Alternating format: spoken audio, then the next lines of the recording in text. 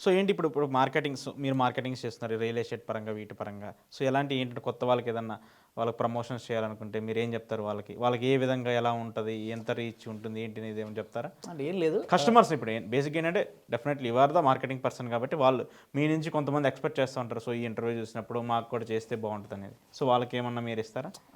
డెఫినెట్గా ఎంతోమందికి ఫ్రీగా చేసిన సందర్భాలు ఉన్నాయి.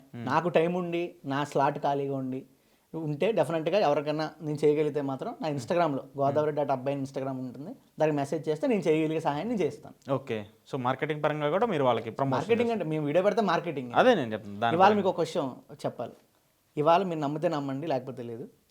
ఒక్క వీడియోతో ఒక బట్టల షాప్లో 10 రోజుల్లో 25 లక్షల బిజినెస్ అయిన సందర్భాలు ఉన్నాయి. ఓకే.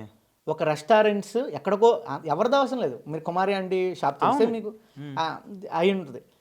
అలా రకరకాలుగా సంపాదించుకున్నారు. ఇవాళ ఒక బడ్డీ కొట్టు కొత్తగా టీ టైం ఓపెన్ చేసుకున్న, ఒకప్పుడు బడ్డీ కొట్టు చాయ్ షాపు, ఇప్పుడు టీ టైం, అంత తేడా ఏం లేదు. పెట్టుకున్న ఇన్ఫ్లుయెన్సర్ లేకపోతే ఎవడో వచ్చి టీ తాగడు. అంటే పబ్లిక్ పాయింట్ ఆఫ్ వ్యూ చెప్తున్నాను నేను. బాగుందనడం కాదు, బాగుందని వీళ్ళు చెప్తేనే నమ్ముతున్నారు వాళ్ళు. అవును.